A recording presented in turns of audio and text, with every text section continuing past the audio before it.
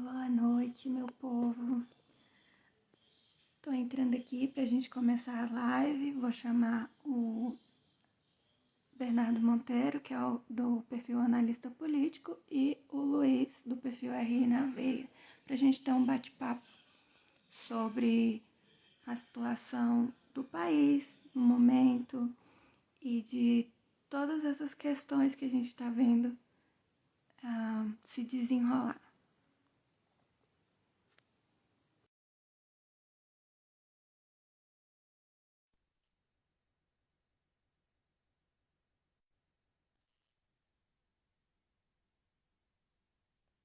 Bem-vindo, boa noite. Boa noite, Elaine. Boa noite para todo mundo. Não sei como está aqui no Rio de Janeiro, um feriado chuvoso, muito frio, bem diferente do que a gente está acostumado, né? Não sei como é que está por aí. Aqui tá um frio congelante também. Tô aqui com cobertor, forrinho para poder ficar quentinha, porque tá difícil. Tava comentando no começo que a gente hoje vai fazer um bate-papo, né, sobre como está a situação do país, conversar um pouquinho sobre as perspectivas do que pode, o que não pode acontecer, dar um panorama geral, assim, bem só uma conversa mesmo. Enquanto isso, a gente está aguardando o Luiz, do RI na Veia. Sim, sim. Eu acho que é muito legal a gente fazer uma rápida cronologia, né? E fazer um debate mesmo, um bate-papo sobre o que a gente já viu acontecer nessas primeiras 72 horas aí, ou um pouco mais, desde domingo, talvez desde sábado, do que a gente já tem acompanhado, né? Tanto de discursos, tanto de desdobramentos, a gente tem as manifestações, a gente tem não só as manifestações nas estradas, mas muitas em vários estados, em praças, em frente a quartéis, né? E agora, há poucas horas, né? Até você me enviou também o pronunciamento do presidente Jair Sim. Bolsonaro. A gente vai falar um pouco sobre isso também, mas comentando especificamente sobre essas manifestações.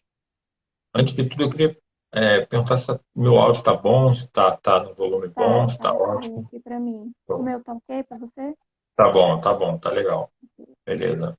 Vou guardar o Luiz. Vou fazer meu jabá, então, aqui, Elaine.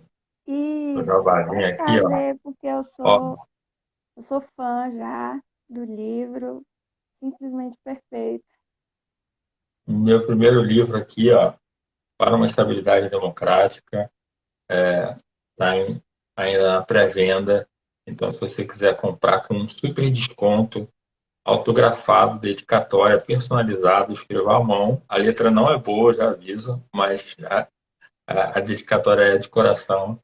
Então está aqui. Ainda tem algumas vagas na lista de pré-venda. A Elaine é uma das pessoas mais importantes dessa obra aqui, porque diagramou, fez a edição, me corrigiu várias e várias vezes, falou, isso aqui está errado, isso aqui está fora, isso aqui não, essa quebra aqui não tem nada a ver, vamos puxar isso aqui para cá. Então, já fazendo aqui meu jabá, ó, para uma estabilidade democrática, fala sobre política, sobre democracia, sobre história da democracia, e apresento uma tese minha sobre a importância, né, da gente defender a democracia, como ela funciona, como ela se defende. Eu acho que foi uma obra muito importante, numa linguagem bem acessível. Então, já deixo aqui meu jabá registrado. Concordo. E eu percebo assim que chegou no momento crucial, que precisava realmente chegar, abordando uma temática mais que atual, porque o que a gente está vendo é justamente questões que estão colocando a democracia em xeque. Temos que diferenciar de como saber, como fazer essa estabilidade para a democracia poder, né, continuar viva e respirando por aí. Sim, sim. A ideia da produção do livro foi muito nesse sentido, né? Eu comecei a escrever em algumas referências de 2021, comecei a escrever ainda em 2021, então foi já pensando, né, nesse movimento que a gente já vinha acompanhando, né, de, de uma escalada antidemocrática, né, de uma escalada golpista, né, eu acho que essa é a palavra, não dá para usar outra, que a gente vinha acompanhando e, diante de muita leitura, muita pesquisa que eu sempre faço, esbarrei com várias obras que falavam sobre a democracia e uma das ela tem seus defeitos, mas ela é uma obra importante, foi muito importante para escrever esse livro, essa obra, é como as democracias morrem, né, do Levitsky e do Ziblatt. Ela é muito voltada para a política norte-americana e fala sobre exatamente o título, né, sobre como as democracias morrem. E elenca ali o que seria possível fazer para que as democracias não morressem, né? E aí eu comecei a juntar coisas que eu já tinha escrito com coisas que eu estava pensando e aí saiu essa obra aí. Eu acho que ficou muito interessante, né? Eu acho que ficou uma leitura leve, não ficou nada muito pesado e é o primeiro de muitos, é o primeiro de muitos, espero. Eu também espero que seja o primeiro de muitos, porque ficou. Sou suspeita para falar? Sim, com certeza, provavelmente. Mas, na minha opinião, foi uma obra muito didática, muito simples. Assim, você consegue passar a ideia ali que você está proposto de uma forma leve, que é de fácil entendimento, desde uma pessoa que seja formada em RI ou em ciência política, até aquelas pessoas que só gostam do assunto, que querem conhecer. Então, é muito importante para o cenário da literatura brasileira. Não, muito obrigado, muito obrigado. Eu fico feliz de contribuir, e eu acho que é o que a gente vai tentar fazer aqui também, né? Um pouco, contribuir um pouco com o debate público, né? Contribuir um pouco com a visão das pessoas. Não sei se a gente já pode começar, não sei se o Luiz vai entrar. Eu também não sei, estou mandando aqui o convite, mas por enquanto ele ainda não aceitou. Eu estou procurando o outro perfil dele, é RE na veia, certo? Sim. Às vezes pode ser que ele esteja tentando entrar pelo perfil principal, É, não pessoal. então, o pessoal que já está chegando aí, boa noite. Fiquem aí, fiquem aí. Sejam O bem-vindos, Luiz né? entrou aí, Luiz Gustavo, ó. Aula de espanhol online, Diego Garcia, a Kelly, que é essa um dissidente, Kelly. Kelly comprou meu livro também, obrigado, Kelly. O Luiz também comprou, muito bom. Estamos chegando em muitos lugares, estamos chegando em muitos lugares, muito legal. Então, tem sido bem incrível essa experiência aí de despachar livros, né, para vários estados. Imagina. Hoje a gente tem essa facilidade, né? Muito lindo até falar, porque antigamente para você distribuir um livro, para publicar em si, já era uma complicação imensa, cheia de burocracias, e hoje em dia é bem simples, assim, tanto que você mesmo fez tudo, tudo, e foi assim, rapidinho. A gente começou a conversar num mês, no outro já estava desenrolando e aí já está aí. É verdade, é verdade. Eu me arrisco a dizer que acertar o tamanho da capa com a gráfica talvez tenha sido mais, que eu mais apanhei, porque eu não sou da área gráfica, né? Então, tipo, acertar esses tamanhos, mexer com esses programas assim, é um negócio que eu apanhei pra caramba pra fazer, mas ficou muito bonito, assim. A gráfica mandou bem pra caramba. É verdade. O Luiz está falando aqui nos comentários que não está conseguindo logar na live. Ué, Tentar ver aqui se. Só que aqui para mim está aparecendo que ele foi convidado. ué, Ué, problemas técnicos. Problemas técnicos, sim, vamos resolver. aguenta aí, gente. Problemas técnicos, mas que Problemas resolveremos. técnicos. É, resolveremos, vai ser. rápido, eu espero. Se alguém souber como resolver, já pode comentando aí. É. Estamos aqui. Mas o Luiz tá com o perfil dele? Sim, o que eu vi aqui foi o perfil dele pessoal. Eu não consegui encontrar o perfil dele R na veia. Não sei se ele, de repente, é uma das contas que sofreram Não, eu problemas. comprei. Vê se ele pedindo convite não dá, não sei se. É, pode ser também. Tentar pedir aí, Luiz, se você estiver vendo a gente. Aí eu aceito aqui.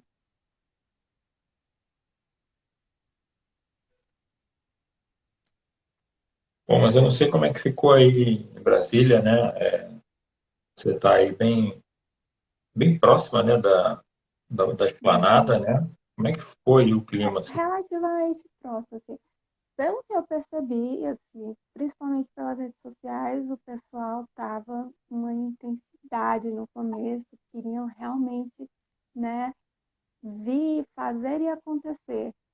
Mas aí, depois do primeiro pronunciamento do Jair, eles começaram a diminuir, aí teve as questões de multas, da PRF finalmente, né, fazendo alguma coisa para tirar o pessoal.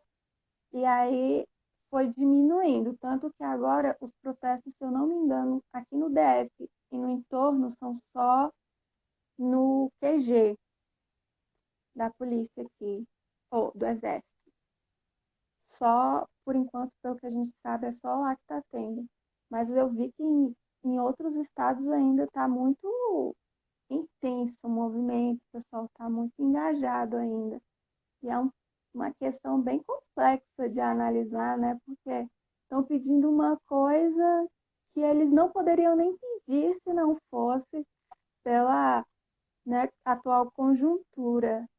Ai, o Luiz vai entrar agora, gente. Bem-vindo, Luiz.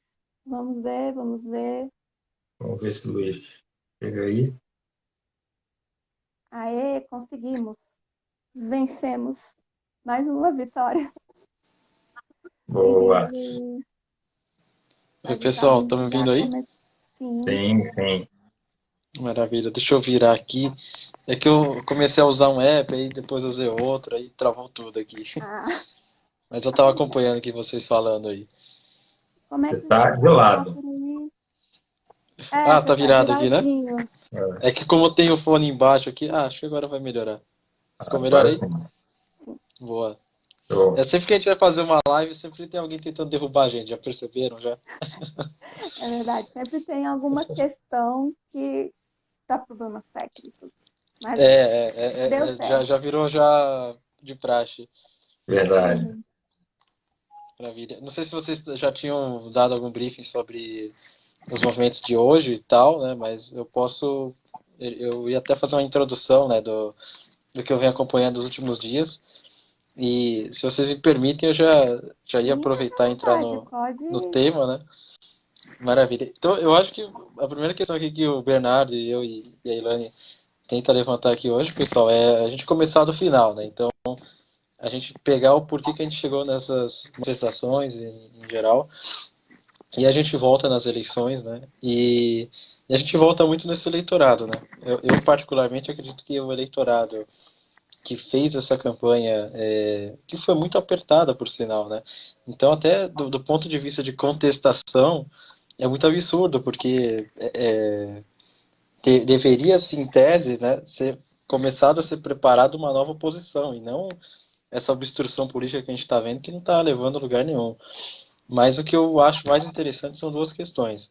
Primeiro, como a gente caminhou para a polarização como um todo, então a gente percebe que, eu estou até com os dados aqui abertos dos governadores, do Senado em geral, mas o mais interessante, como que a gente caminhou para Lula e Bolsonaro nessa última eleição, do ponto de vista democrático, do ponto de vista brasileiro e com o nosso contexto histórico, né? Eu acho que uma primeira questão, aqui eu vou, como o pessoal brinca, Grécia Antiga, né? Mas eu vou voltar rapidamente de 85 para cá, quando a gente acaba a repressão militaresca ali como um todo, a gente volta a, entre aspas, respirar a democracia. a gente tem alguns problemas ali de instabilidade, né? Então a gente tem a eleição do Tancredo, ele morre, entra então em Sarney, Sarney tem a estabilidade econômica, a gente entra no Collor, Collor cai, e a gente ali já tem o primeiro problema de um impeachment, entra no Itamar Franco, que leva a questão inclusive do Plano Real, e aí o FHC vai aprofundar, e aí acho que o governo FHC e o governo Lula marcam, assim como no período JK, 56 a 61, o momento democrático que a gente tem, que é um respiro em meio a toda aquela turbulência política que a gente tinha, que para trás tem golpe militar, tenentismo, Getúlio Vargas, e depois para frente a gente tem 64, 85, ditadura militar. E acho que depois que a gente passa, né, do primeiro impeachment, que já é uma ruptura democrática, se foi bom ou não para o país, mas impeachment como um todo é sempre um problema político, porque é uma instabilidade. Sim. E diversos governos acabam enfrentando isso por N motivos, então acaba sendo mais político do que jurídico. A gente tem as duas eleições do Lula e a gente tem os dois primeiros mandatos da Dilma, o primeiro mandato terminado e o segundo mandato que termina um ano depois, né, onde a gente tem o impeachment. E eu acho que o problema do Brasil de hoje começa um pouquinho ali, de 2013 para 2014. A gente percebe que no segundo mandato de Dilma, né, ela começa a perder a força, e aí isso já é nítido, mas no primeiro mandato, ainda em 2013, a gente começa a ter essa estabilidade muito grande, né? Uhum. Então, eu acho que em determinado momento tem três coisas que costumo dizer que marcam o Brasil como um todo, que é o Congresso, o empresariado e o povo. Eu acho que em algum momento ela perdeu alguma dessas mãos, ou as três mãos que seja, e ali a gente começa a ter uma eleição muito acirrada com Aécio Neves, que, assim como eu acho que nas outras eleições, que é o spoiler do que eu ainda vou falar, né, o Aécio Neves como um todo, ele marca não só um voto PSDBista, mas um voto de oposição e antipetista naquele momento, né, dadas as devidas proporções para aquele cenário. E aí a gente tem o período Dilma, período Temer, né, onde a gente passa um governo ali que fica caminhando entre duas vias ao mesmo tempo, um centro, uma centro-esquerda, enfim. E a gente tem a eleição de Jair Bolsonaro, que eu acho que surge muito de um fenômeno complicado, que foi a exclusão, eu vou dizer assim, né, a exclusão de uma certa parcela da população como um todo. Então, esse eleitorado que ele teve, não só em 2018, mas que cresceu em 22, é um eleitorado que se sentiu pouco representado nas últimas décadas. A gente tem as eleições do PSDB, que foram eleições de pouca oposição, né, ao governo petista. E eu acho que isso criou uma estabilidade. E a gente, por fim, também tem uma outra questão, que é o questionamento das eleições ainda, né? A fraude nas urnas que o Aécio Neves questionou em 2014, que vai gerar uma estabilidade. Aí a gente tem a Lava Jato, a gente tem uma série de fenômenos, mas eu acho que esse problema que o Bolsonaro teve em frente em 2022 é uma ineficácia da oposição, né? A gente tende a acreditar que são diversos motivos, mas particularmente para mim, do que eu acompanhei dos debates da Globo, da Band, que foram os mais tensos ali, né, que tiveram. Inclusive teve até uma questão boba, né, de que eles não podiam se tocar e tal, mas que, enfim, eu acho que são duas questões ali importantes e primordiais que marcam o eleitorado bolsonarista, que aí eu vou fazer depois uma ressalva de as diferenças que eu vejo entre os dois movimentos, né, mas basicamente eu acho que o Bolsonaro e o Lula, pelo lado do Bolsonaro, a pandemia como um todo foi um fator decisivo, né, o enfrentamento, todo o como ele avaliou e como ele governou o país em meio à pandemia, né, no momento em que o Brasil ficou de costas para o mundo e entrou em diversos ufanismos de vacina, de não comprovação médica de ações como um todo. Eu acho que do lado do Lula também foi muito difícil nos debates escapar do tema da corrupção como um todo. Eu acho que isso criou uma instabilidade que, assim, isso criou também uma aversão ao eleitorado que não vota nele, né? Que mesmo numa situação dessas acabou tendo que votar na oposição, né?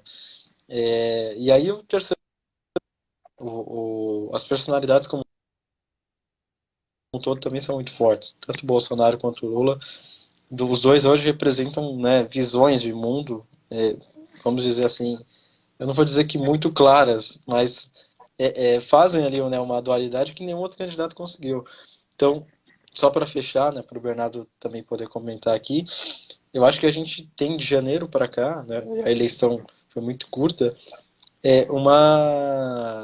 como é que eu posso dizer? Um acirramento muito curto de candidatos. O Sérgio Moro era um candidato que sumiu, o João Dória, a Simone Tebet, ninguém oscilou muito na margem de erro dos dois principais nesse período todo. Se você pegar a eleição de janeiro para fevereiro, o Lula já tinha 49% dos votos. O Bolsonaro já tinha 34%, e aí sim a gente pode dizer que ele teve um aumento de votos exponencial ali, né? E chegou acirrado na campanha. Mas ela, como um todo, não produziu essas tais terceiras vias. E aí a pergunta que eu até deixo de provocação, né?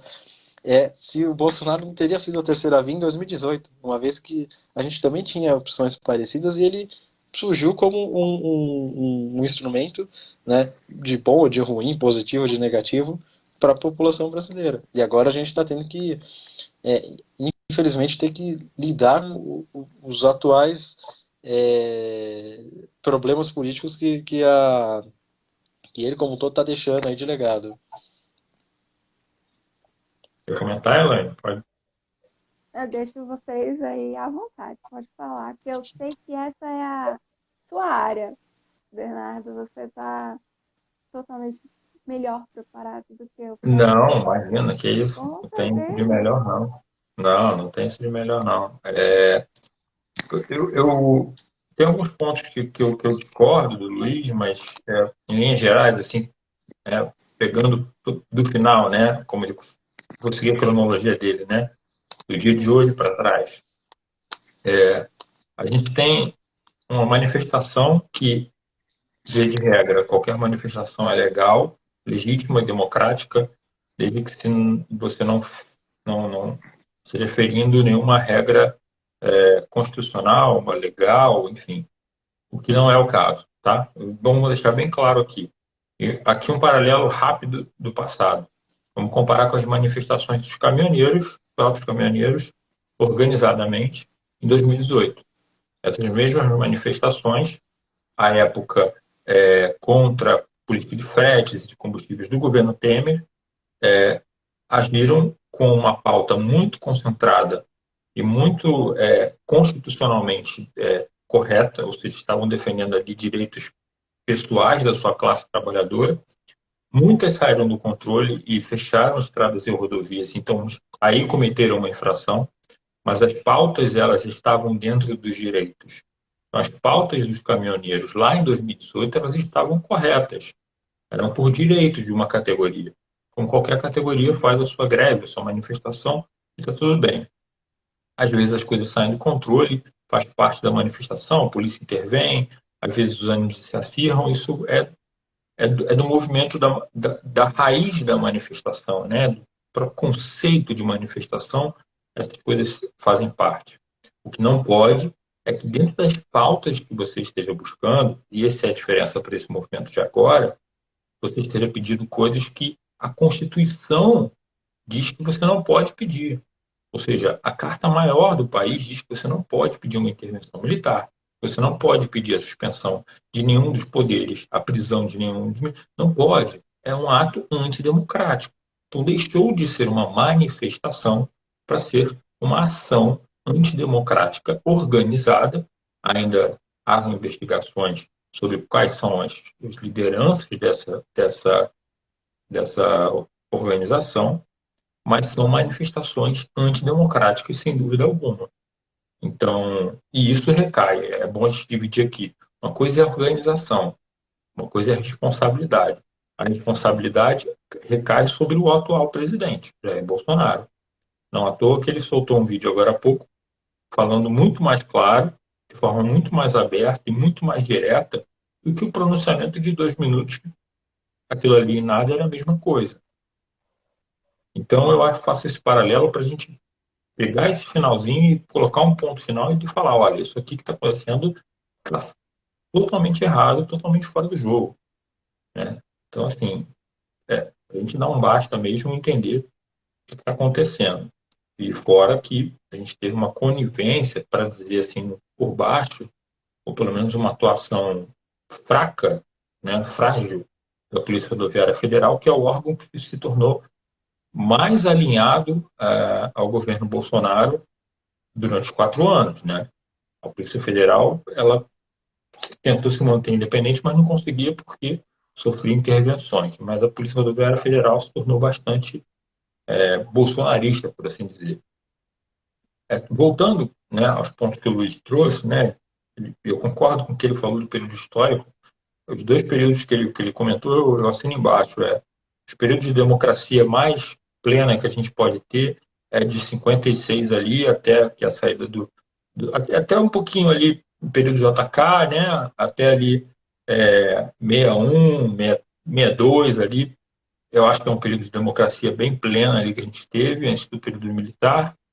E do FHC até o impeachment da Dilma. Eu acho que são os períodos onde a democracia respirou mais aliviada, com a plenos pulmões, enfim. A gente teve as coisas funcionando melhor. Fora isso, há inúmeras críticas. Eu não acho, como o Luiz falou, de que Bolsonaro teria sido a terceira. Aliás, me permitam só um parênteses. O Fred está aqui na live, Fredinho, comprou meu livro também. Um grande abraço, Fredinho. A Cissa até mandou uma pergunta aqui. Cissa também comprou o meu livro. Cissa é uma queridíssima, foi co-candidata a vereadora aqui no Rio de Janeiro em 2020. Uma pessoa incrível, assim. Adoro. Beijo, Cissa. E faz Torcida uma ótima organizada. pontuação, né? Exata. Porque Mas é realmente isso. Porque a polícia ficou meio. Vamos colocar aqui. Acho que a palavra seria mais adequada para essa situação, seria no limiar ali, sabe? No limitezinho de sim. estamos fazendo algo, mas não estamos fazendo nada. Porque Não, sem dúvida. é Não, e uma até atuação que eu fazendo um até vi. adendo, eu até, Pode ia até dizer, acrescentar o que a Ilane comentou, a gente percebe a leniência de alguns governos estaduais como um todo, né? Total. Como, por exemplo, o Rodrigo Garcia aqui em São Paulo, acredito que o Cláudio Duarte aí também Paulo no Rio de Janeiro, Castro, né, Bernardo? Assim, um dia depois para se manifestar sobre uma manifestação que afeta não o direito alheio, aliás, não o direito individual, mas o direito alheio, porque uma vez que você para, aqui em São Paulo a gente teve alguns exemplos, né? O Instituto Butantan, que tinha uma carga de 1 milhão de ovos para fazer, aliás, de 3 milhões, 500 mil ovos que iriam fazer 1 milhão de vacinas, que estão na estrada, que podem estragar animais que estão provavelmente já deve ter mortos estragado, né? e que já estão estragados e que vão dar prejuízo, insumos de hospitais. E ele demora um dia para dar um pronunciamento, depois de uma decisão federal, né? Depois de uma decisão judiciária do Alexandre de Moraes, na qual aí sim chancela a prudência como um todo do que já deveria ter sido feito e que depois de 1 milhão de dias a gente tem uma resposta. Então, eu acho que isso mostra a força de como que alguns governos estão chancelando de maneira estadual essas manifestações. Tanto que de ontem para hoje a gente tinha tido uma reiteração, né, de 16 para 14, e hoje elas voltaram, que era no Rio Grande do Sul e acho que Pernambuco. Em São Paulo, por exemplo, a Castelo Branco já voltou a ser fechada.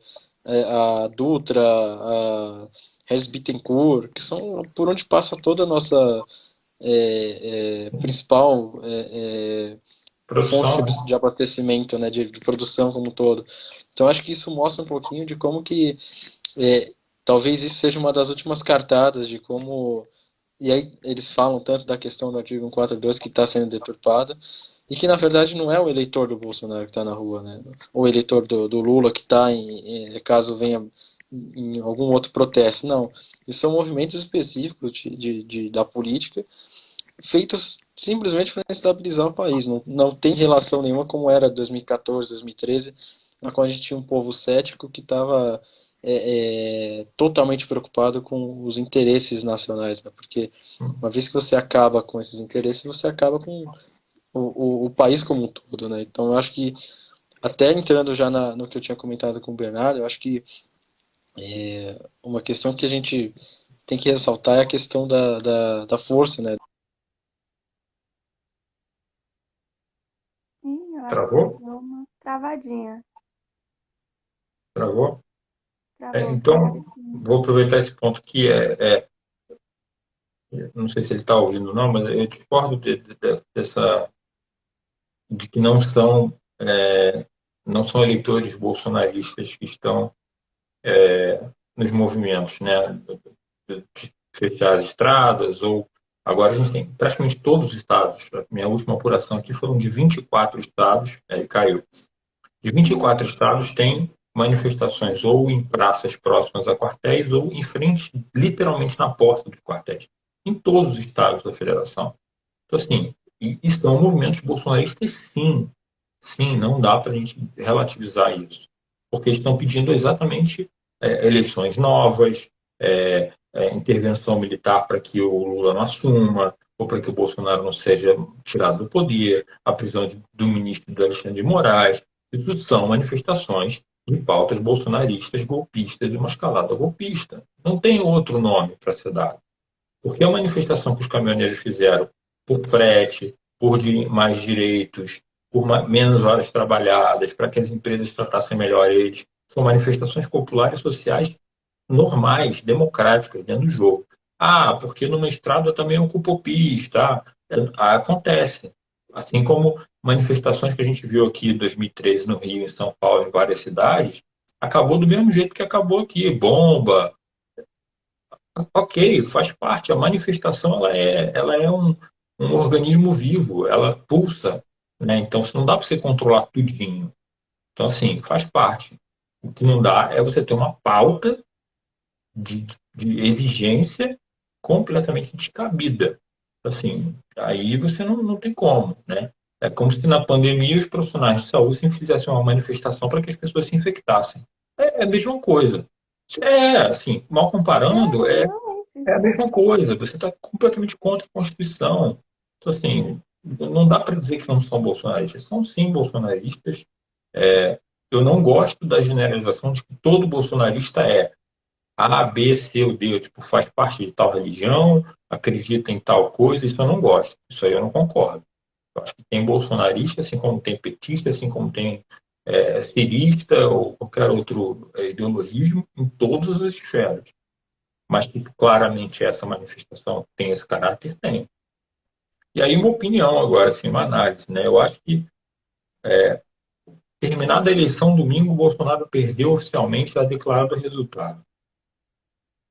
Bolsonaro se recolhe, fica em silêncio e vai torcendo até o limite, até onde ele podia, segurando até onde ele podia qualquer tipo de pronunciamento, né? Eu acho que a ideia dele era realmente segurar para ver o que aquela grande massa de apoiadores, que não são os 58 milhões, é bom a gente dizer, é um número bem menor do que isso, dos mais fiéis, assim como também os 60 milhões de Lula também não são os mais fiéis são é um número bem menor sempre. O que eles iam fazer? O que essa galera ia fazer sozinha, né, sem incentivo do presidente? E ele esperou, né? Então ele fez uma estratégia extremamente pequena do ponto de vista político, foi extremamente se apequenou diante da grande votação que teve e esperou para ver o que ia acontecer. E quando ele viu que estavam acontecendo os protestos, ele simplesmente deixou a coisa rolar, sem interferir muito, pelo que me parece. As apurações que eu fiz dizem que ele não interferiu muito, nem na Polícia Rodoviária Federal, deixou a coisa correr solta. Augusto Aras também só foi falar depois. Então, assim, ele esperou para ver o que ia acontecer. E aí, quando ele viu que não. Bom, aí cabe aqui uma informação, né? As pessoas estavam preocupadas com a transição de governo, né? Agora a gente fazendo a cronologia. A transição de governo é algo que está na lei brasileira, está na Constituição. Ela não é, quem perdeu pode não gostar, pode não querer, pode fazer o que quiser.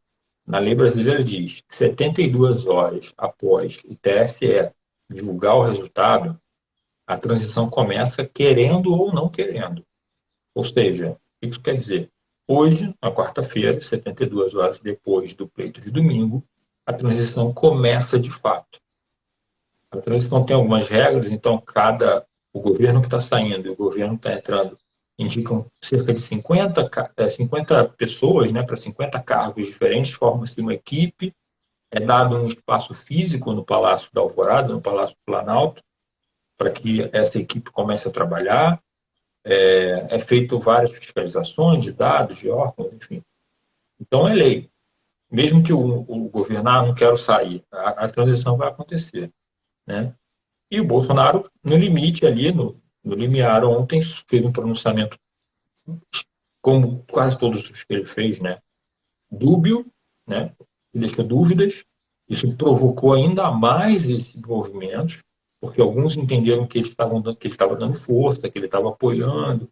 Ele utiliza a palavra, ele utiliza algumas linguagens perigosas, né? Como vocês estão chateados com uma eleição injustiçada, alguma coisa do tipo. Então, dá a entender, esses dá a entender na política são muito perigosos, ainda mais numa situação como a gente está, né? E, enfim, a gente vê o desenrolar que aconteceu, né? Que vem acontecendo até agora. Mas eu ia voltar no ponto que o Luiz tinha comentado sobre o Bolsonaro ser, a pergunta provocativa dele, que se o Bolsonaro seria a terceira via em 2018. Eu discordo totalmente. Assim, o Bolsonaro não seria a terceira via em 2018, ele seria o que ele foi mesmo. A única diferença é que eu não sei se ele seria eleito se o Lula tivesse concorrendo à presidência. Esse eu acho que é o fato que diferencia 2018 de 2022. Bolsonaro criou Bolsonaro, na verdade, assim, é importante falar isso. Ele representa o eleitor médio brasileiro. Ele representa o que a média do brasileiro tem como todas as convicções secretas. O eleitor médio brasileiro é mais conservador, ele é mais preconceituoso no seu íntimo, ele não gosta das diferenças sociais, a classe média se acha super rica, o super rico acha super hiper rico, então há uma relação de poder, de opressão velada ou às vezes abstrata muito grande. Ele é racista no seu íntimo, às vezes não só no seu íntimo. Então, o eleitor médio tem essas características, só que ele nunca se viu representado. O PSDB, como o Luiz citou muito bem, ele nunca representou isso, ele nunca falou isso, nenhum candidato tinha essa característica. Então, ele dividia votos com outras candidaturas e com a própria esquerda. Né? E aí, quando aparece o Bolsonaro, que é um cara que estava toda semana na televisão, seja na Luciana Gimenez, ou seja no CQC, ou seja em qualquer outro programa, falando essas pautas de ideologia de gênero, que vão fazer isso, que vão comunismo, né? Pronto. Aí agora eu tenho um cara que me representa. E aí a gente viu o resultado agora nessas eleições, tanto em 2018, mas a gente viu agora nessa. 58 milhões de pessoas, metade do eleitorado praticamente. Não dá para dizer que ele fez uma campanha ruim, pelo contrário, ele fez uma campanha excelente. A campanha do Bolsonaro, nove fora as coisas legais, foi excelente, uma campanha assim digna de um vencedor, entendeu? Só que o que ele faz depois é que tem que decidir para ver como ele vai trabalhar esse capital político. Eu não sei se o Luiz voltou aí, eu falei para caramba, Luiz.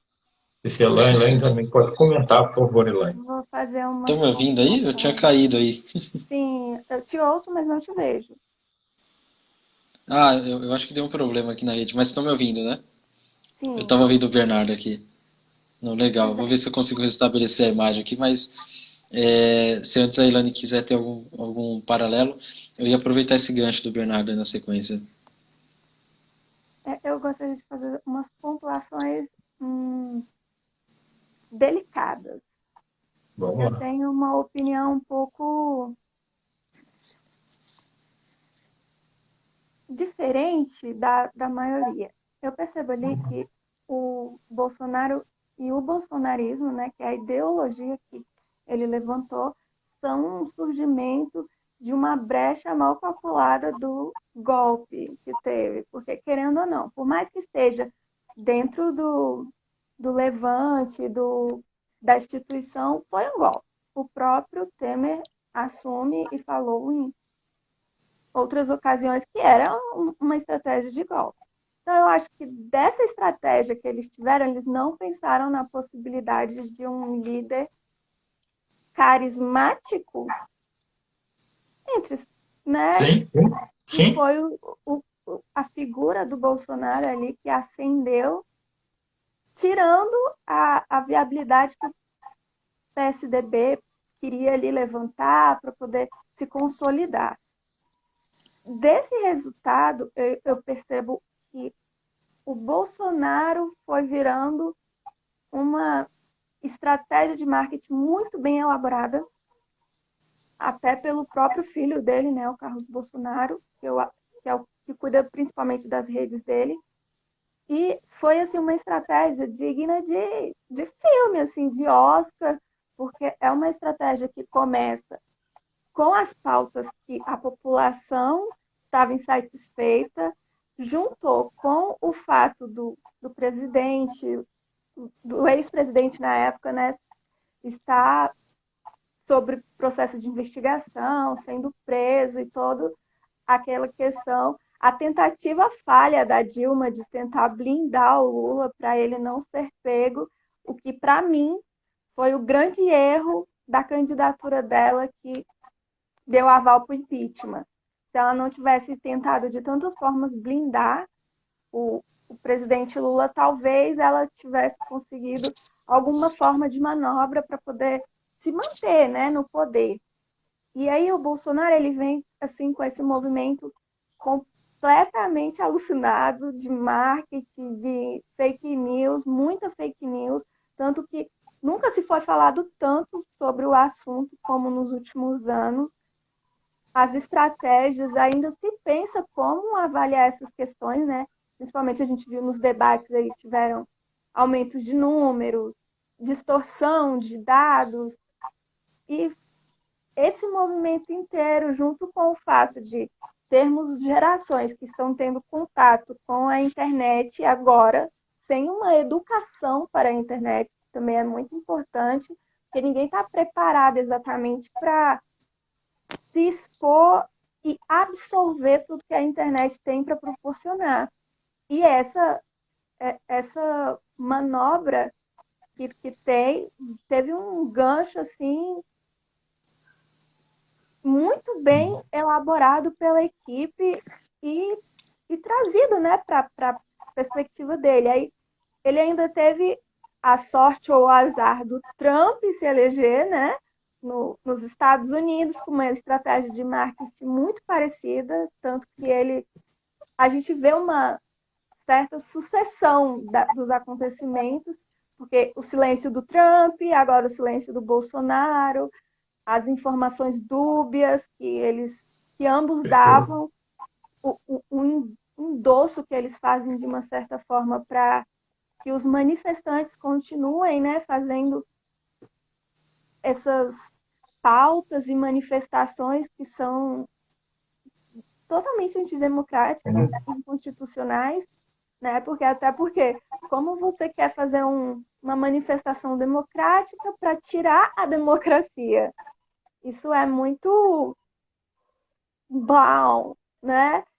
Realmente é um ciclo que eles se aproveitaram e observaram. E é uma questão que está acontecendo, acho que não só aqui, no mundo inteiro, né? Porque temos uma ascensão dos movimentos de direita, principalmente direita populista, né?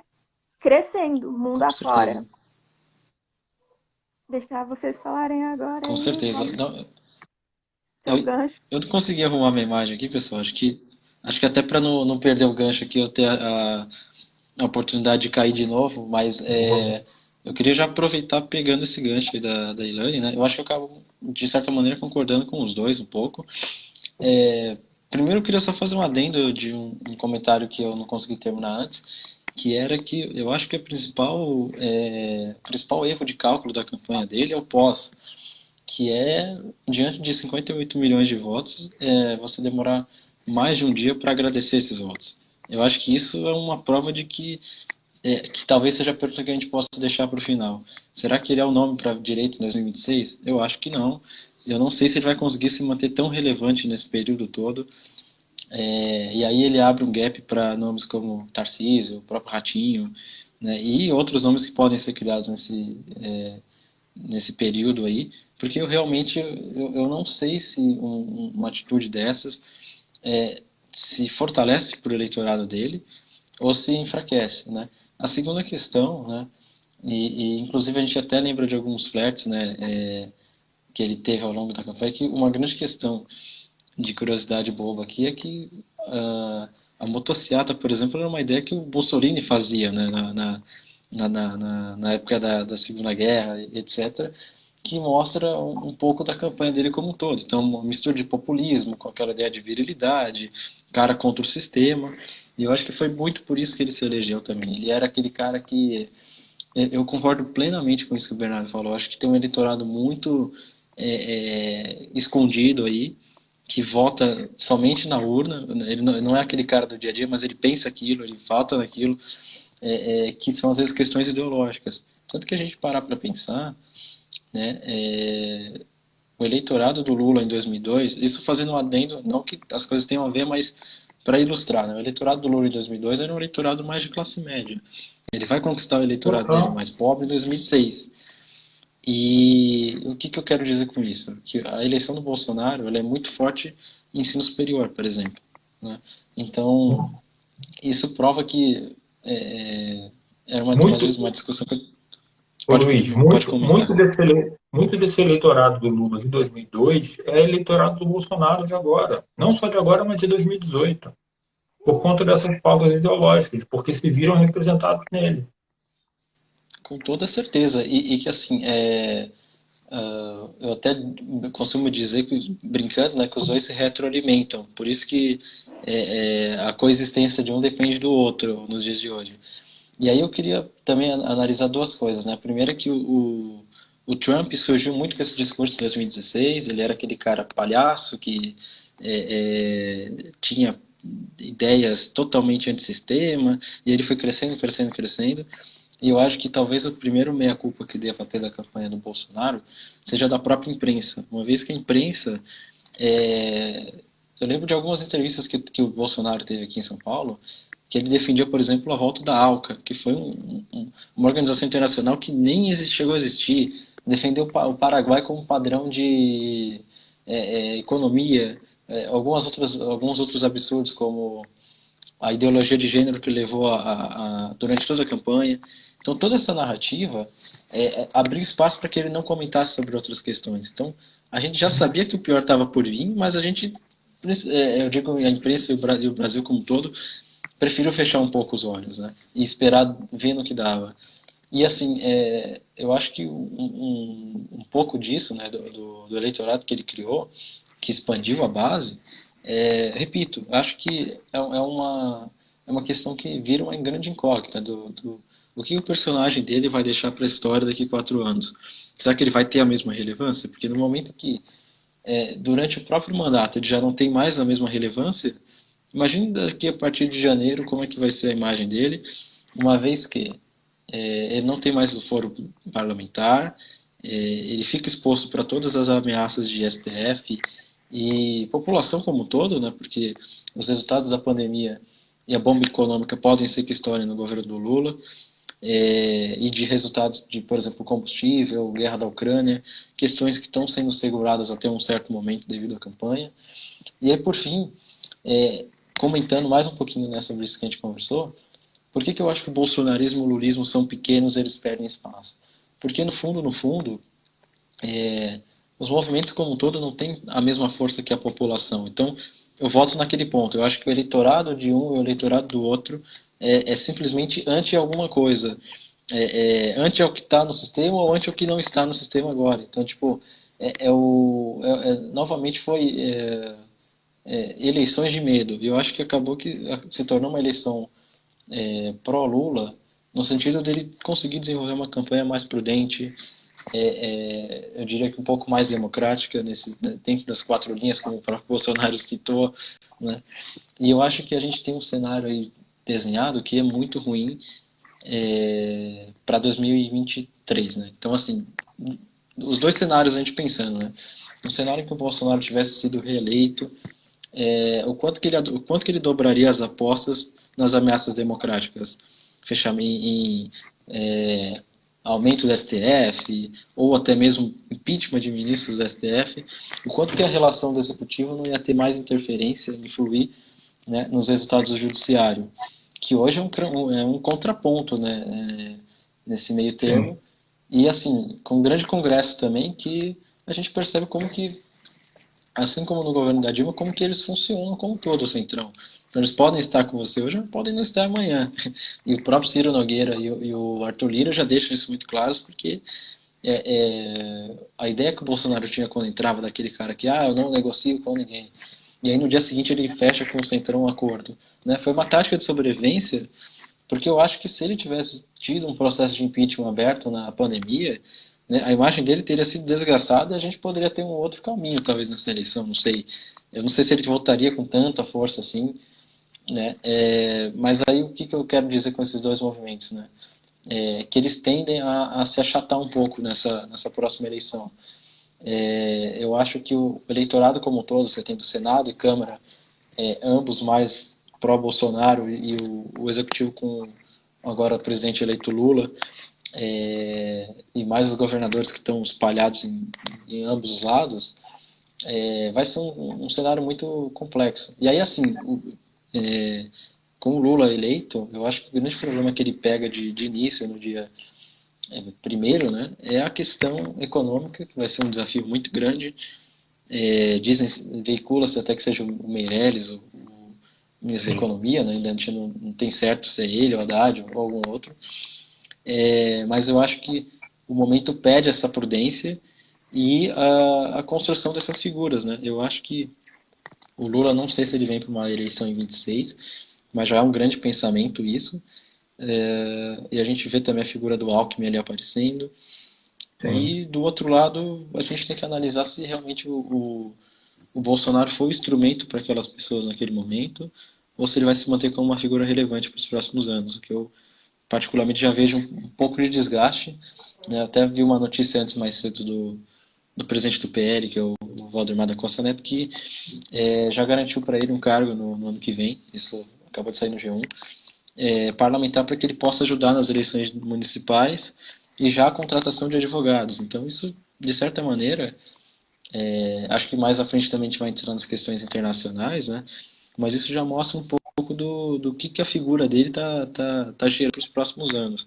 E aí eu acho que o candidato dele aqui em São Paulo, com 53% de eleitorado, né, eleito, ele ganhou do Haddad aqui, e ele talvez surja como uma figura aí que possa ser um contraponto. E aí a grande pergunta é, Sim. quantos que vão rachar com o bolsonarismo raiz lá e vão se manter vivos, e quantos não? Você tem, por exemplo, dois exemplos básicos aqui em São Paulo. Né? Você tem a Carla Zambelli, que acho que todo mundo deve ter ouvido falar dela nos últimos Uhum. dias, que é uma deputada mais bolsonarista raiz, assim, vamos dizer assim, que teve 500 milhões, mais ou menos, 500 mil, desculpa, É. votos na última eleição, e agora ela quase chegou em 1 milhão. E aí você tem a Joyce Hasselman, por exemplo, que já rachou com o bolsonarismo, né? Que teve 10 mil quase de votos nessa eleição. Então, a ideia que a gente fica será que o movimento é mais forte ou será que o eleitorado que é mais forte? Né? Eu acho que talvez essa seja a pergunta que fica para frente e o cenário dessa possível direita como oposição daqui para frente. Enfim, são muitas coisas, assim, né? Mas eu acho que nem o movimento. Eu acho que o Bolsonaro é muito forte. A figura do Bolsonaro é muito forte. O PL não deu o que deu a ele à toa, deu o que deu a ele porque sabe que o capital político que ele conseguiu em 4 anos de governo, 2 eleições, é gigantesco e que não são só números na urna, são ideias. É isso que é importante a gente destacar. As pessoas votaram, muita gente, uma grande parte das pessoas votaram no Bolsonaro por ideias. Eu não consigo ver que a maioria, assim, não a maioria, mas eu não consigo ver que grande parte desse eleitorado se desfaz quando a gente tira as ideias e que eles são só um contra o outro, né? Só anti um. Eu não quero o Bolsonaro, voto no Lula e vice-versa. Eu acho que no caso do Bolsonaro, isso, porque se a gente pegar a eleição de 2018, a gente vê que o Haddad teve 20 milhões de votos a menos que o Lula. Aí sim a gente pode colocar que esse eleitorado é mais raiz e menos ideias. Mas o Bolsonaro teve uma eleição ainda maior. Então, assim, ele chegou a 58 milhões de votos. Nesse meio tem muita gente que não queria o Lula? Com certeza. Muita gente, mas não é pouca, não, é muita. Mas ainda assim, o capital político dele é muito forte. Eu não duvido que possa acontecer com o Bolsonaro, e olha, isso é o mais engraçado da política brasileira, né? É engraçado para não dizer trágico. Não duvido que aconteça com o Bolsonaro o que aconteceu com o Lula. Só que eu não sei como o Bolsonaro e o núcleo duro ali, as pessoas mais próximas dele vão reagir. Eu não duvido que aconteça com ele o que aconteceu com o Lula, só que dessa vez de forma legal. De que ele seja preso, ele seja condenado, preso, talvez até por menos tempo do que o Lula, mas esteja preso, e eu não sei o que se dará com essas pessoas que o apoiam. Agora, com a população, isso vai se transformar ele num Marte, tal qual o Lula se tornou também. A gente tem Sim, que aqui fazer esse paralelo, mas por outras razões, teve muita ilegalidade, né? A gente sabe o que aconteceu, mas vai transformar o Bolsonaro numa espécie de Marte. Então, eu não descarto a ideia dele vir candidato em 2026, sim, sem sombra de dúvida. Sem sombra de dúvida, eu não descarto essa ideia, não. Eu acho que ele vem forte, sim, ele vai refazer essa base, ele vai reconstruir o eleitorado dele. Esse pronunciamento que ele fez hoje, praticamente implorando para os manifestantes desbloquearem as estradas, dizendo que aquilo não é postura dos eleitores dele, de quem ele pensa, ele fez quase que obrigado. Você vê que ele não está nem de, como ele costuma fazer as lives, não está nem de terno e gravata, a linguagem é diferente, ele está numa mesa diferente com o brasão ali. A linguagem diz muito na política, a linguagem é muito sim, importante para a política. A linguagem dele ali, o semblante dele, a linguagem, é de uma pessoa muito que está fazendo aquilo ali muito obrigado, que não está muito incomodado por fazer aquilo. Ele escolheu um lugar que ele não faz, não tem a estante de livros que geralmente tem na Alvorada, nas lives dele, não tem ninguém do lado, tá só ele de camiseta. Então, assim, é o Bolsonaro completamente diferente do Bolsonaro que se fez o pronunciamento, o primeiro pronunciamento. Então, isso mostra que ele se mantém ainda no mesmo caminho. O caminho continua, a Assim como ideia no dia da continua live e o do Vitor bolsonarismo vai Primo, né, avançar. Bernardo? Oi? você foi cortado. Tá cortando, Eu, Luiz. a- eu acho que ele deve ter caído de novo. Ah, eu vou aproveitar para fazer Por favor, mais observações polêmicas, assim, no que vocês estavam falando, né, me sobre a permita. questão do ideal bolsonarista. Não, eu queria só, porque você falou uma coisa assim, e eu anotei aqui para falar sobre o que você falou, né? Sobre que o Uhum, grande erro da Dilma foi tentar blindar o Lula, né? Eu discordo, eu acho que esse não foi o grande erro da Dilma, foi um erro, mas não foi o grande. Acho que o maior erro da Dilma foi não entender, ou não ceder, talvez não entender, não, acho muito forte, é não ceder à necessidade que ela precisava do Centrão para fazer a governabilidade que ela precisava para sobreviver. Porque ela já vinha de uma eleição onde o Aécio Neves contorceu até onde podia, em que ele, o Eduardo Cunha e mais um monte de outros personagens praticamente trancaram todas as pautas da Câmara, do Congresso, e impediram ela de governar. Ou seja, falaram, ou você negocia com a gente, ou a gente impede você de governar. Quando o presidente não tem o parlamento para governar, ele não faz nada, ele não tem o que fazer. Ela não conseguia liberar nada, ela não conseguia aprovar nada. Então, eu acho que esse foi o grande erro dela. Ah, mas Berna, você está dizendo que ela deveria ter feito isso e que ela deveria ter aceitado o Centrão, que porque ela não foi uma mulher forte. A política é um jogo de diálogo, a política é um jogo que você tem que conversar com as pessoas, não tem jeito. né? Então, assim, ao não fazer isso, ela sofreu consequências políticas. Ah, mas foi golpe, foi errado. Ok, mas são consequências políticas. Agora, voltando à minha intervenção, né, nos comentários, principalmente sobre a ideologia bolsonarista.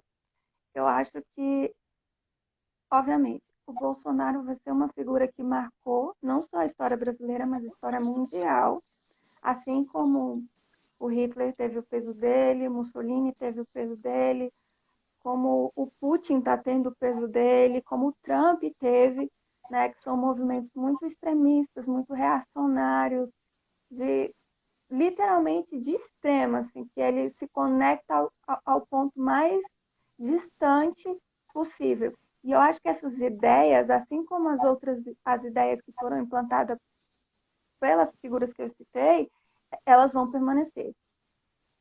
Acho que não vai ter essa dissolução do ideal, das coisas que eles construíram em si e manifestaram. Acho que essa linha de pensamento, ela tende, talvez, a ter uma queda, dependendo de como for lidado investigações futuras ou problemas da postura mesmo, de como vai se posicionar futuramente, do próprio marketing que eles têm de política, mas ainda assim vai se manter, porque é um movimento que tem uma força cíclica e um pouco até estranha para quem olha de fora, né? Então eu acho Totalmente. que vai se manter sim, é um, um movimento que continua, assim como o movimento lulista teve, né? Que a gente pode Sim. perceber que a política do PT que eles falam é completamente diferente de Lula para Dilma. Então, assim, eu acredito que colocar a figura do Lula, assim como a figura do Bolsonaro, com uma ascensão lulista, vamos colocar assim, acho que também é possível e é viável. E se mantém, assim como a do Lula se manteve, a do Bolsonaro, acredito que também vai se manter. Eu Pelo menos concordo. essa é a minha análise, Não, assim. eu concordo. E o que diferencia Bolsonaro, Mussolini ou Hitler, né? É só a gente olhando para o mundo, né? Há muito mais receio da extrema-direita na Inglaterra, né, no Reino Unido e na Hungria, por exemplo, ou até na França, do que na Alemanha e na Itália, por uma simples razão. Já aconteceu algo terrível lá, e isso não vai voltar a acontecer. Mesmo que na Itália a gente tenha tivemos uma eleição agora, onde a primeira-ministra é de extrema-direita. Frase do cara que mais conhece a Itália, Berlusconi, disse: Eu acho que ela não dura 2 meses. Então, assim, a própria política vai constranger essa ideia, ou ela vai continuar num governo de extrema-direita, mas que não vai ser nem tão de extrema-direita assim, porque algo terrível já aconteceu lá. Então, a experiência vivida ela é muito importante, a história construída ela é muito importante para constranger o que acontece. Então, por isso que eu digo que um 6 de setembro, um 6 de janeiro nos Estados Unidos não se repete. A experiência vivida lá da invasão do Capitólio, ela não vai ser repetida. Por mais que o Trump volte ao poder, por mais que alguém mais radical volte ao poder, aquilo ali não vai voltar a acontecer, entendeu? Vai haver outras coisas podem acontecer, mas assim, é, esse movimento não vai acontecer. Mas a ideia perpetua, a ideia continua, né? E eu acho que isso é que é. Mas eu concordo contigo, Alane. Eu acho que o Bolsonaro entra no hall desses grandes líderes de extrema-direita que se apropriaram no caso específico do Bolsonaro, utilizaram uma estratégia vendida como um pacotinho, que foi a estratégia do Steve Bannon, lá com o Trump, uso de fake news, intervenções para caramba nas redes sociais, utilizou esse da Cambridge Analytics, lá, desses relatórios, para realmente mudar o voto das pessoas, para enganar as pessoas a votarem sobre aquela informação falsa. né? Isso é comprovado. Steve Bannon já foi condenado e tem mais um monte de processo em cima dele. Trump também. Então, o Bolsonaro, tanto é que o Steve Bannon aconselhou a campanha do Bolsonaro em 2018. Agora, não tira o fato de que o movimento está aí, né? Cresceu de forma exponencial em 4 anos, então, e vai perdurar. Eu acho que isso aí a gente não pode descartar de jeito nenhum, né? Agora, pensando no Brasil futuro, né, no Brasil de Lula, já, eu acho que o Lula vai ter um desafio muito grande, politicamente falando, de não poder errar. Ele não pode errar. E, assim, é muito difícil não poder errar quando você está na política, né? Porque é o que mais acontece, né? Então, não poder errar vai ser algo extremamente difícil para o Lula, até porque é bom a gente ter uma informação importante para quem não conhece de política. O primeiro ano de um presidente, ele governa sobre o orçamento do presidente anterior. Então, o Lula vai governar 2023 com o orçamento que o Bolsonaro enviou para a Câmara. Então, ele vai governar com um orçamento que está destruído. Ele não tem margem para governar.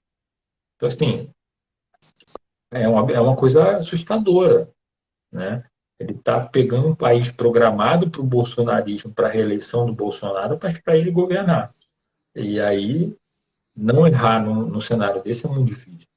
Então, Lula vai ter que ter uma resiliência muito grande e fazer o que ele sabe fazer. Assim, uma coisa certa, é o que ele sabe fazer de melhor. Negociar com os diferentes, tentar com as bancadas diferentes, negociar, conversar, fazer política raiz mesmo, ir no Congresso, falar com os partidos, os chefes de partidos, conseguir votações, é o que ele vai precisar fazer. Não tem jeito. É o único caminho para passar 2023. Dificilmente ele vai conseguir passar uma reforma grande em 2023. Então, eu acho muito difícil que ele consiga passar uma grande reforma. Eu acho que ele consiga até reverter algumas coisas. Eu acho que talvez seja mais fácil do que passar uma reforma, até porque o Senado é muito bolsonarista, né? O Senado fez uma votação muito grande bolsonarista. Mas, enfim, o Centrão é o Centrão, né? O Centrão ele se move de acordo com. Diz a lenda na política que quando Pedro Álvares de Cabral chegou aqui, ele teve que negociar com o Centrão para saber de que lado que eles iam ficar, se era com os índios ou com Pedro Álvares de Cabral, né? Então, diz que Muito bem. o Centrão já estava aqui negociando que eles apoiavam os índios. Aí Cabral chegou e eles pularam para o lado do Cabral. E foi assim que Cabral conquistou o Brasil. De fato, eu acredito que essa articulação com o Centrão vai ser a base, literalmente, para uma governabilidade mínima que o Lula vai ter, porque não tem como ele fazer alguma coisa sem ter ali uma base de apoio. Não tem, é impossível. Mesmo que ele fosse presidir só por decretos, ainda assim os decretos vêm para o Senado, vêm para a Câmara, então, de alguma forma, poderiam ser derrubados. Vai ser um desafio, um grande desafio para os próximos anos, né? Principalmente para o primeiro ano, como você falou, por causa desse decréscimo do valor orçamentário que está vergonhoso. Vergonhoso para educação, vergonhoso para a saúde, para a segurança. Está literalmente muito vergonhoso. E ele ainda vai ter um plus de problemas, porque a gente tem um cenário, né, internacional que está o caos também, porque temos guerras, não só a guerra da Ucrânia, mas problemas no Oriente Médio, tem ali a tensão na China, tem a questão ali da América Latina, que está flertando com direita e tentando se organizar no meio de tudo isso. Teve a queda da influência dos Estados Unidos, que nos últimos anos foi significativa, o aumento da China, da influência da China. A gente também não tem mais tanta participação no continente africano, então, que é muito mais intenso pela própria China hoje em dia, nem a Sim. Europa, nem os Estados Unidos não tem mais tanta interferência. Então, ele vai ter uma articulação imensa, não só interna aqui para tentar, né, organizar a casa, mas externamente também para poder gerar confiança e atrair os mercados, porque por enquanto eu acredito que todo o cenário internacional vai ficar com o pé atrás, porque não tem uma estabilidade muito clara Sim, ainda. E caso, vamos pensar no pior cenário, que ocorra intervenção ou alguma coisa do tipo, como os bolsonaristas estão desejando, a gente vai ter ainda mais perdas, porque a Europa já se manifestou, falou que não apoia, que se fizer vai ter sanções, Estados Unidos também, então a gente tem ali um impasse, tem que organizar a casa literalmente de dentro a fora para poder conseguir o mínimo de governabilidade, até para o caso de se ele quiser se reeleger futuramente, o que eu acho assim difícil, dependendo de como ele conseguir lidar, que eu não acredito que também vai ser assim muito diferente. sim, Acho que a maior diferença entre o Lula e o Bolsonaro em questão de governabilidade é essa questão da articulação, que eles são dispares, enquanto um vai para sim, um caminho de conciliar, o outro quer o que ele quer, e se não for o que ele quer, ninguém tem nada, né? Então sim, é muito complexo. Ele destrói um pouco as bases, né? Eu concordo plenamente com vocês, porque eu acho que ele acaba destruindo um pouco as próprias bases. Eu acho que isso talvez tenha sido o fator que deu a derrota para ele na eleição. O excesso de brigas com grupos que são desnecessárias. E eu acho que isso pode ser levado ao cenário internacional, né? Principalmente na questão de como que ele enxerga o mundo como um todo, né? Não ele, mas vamos dizer a equipe dele como um todo, né? Foi muito mal preparado. Um grande exemplo que a gente tem é o Ernesto Araújo, que tá caindo, tá cortando bastante para mim, para você também, Elaine, tá? Tá, para mim tá Tá cortando um cortando pouquinho. bastante, Luiz.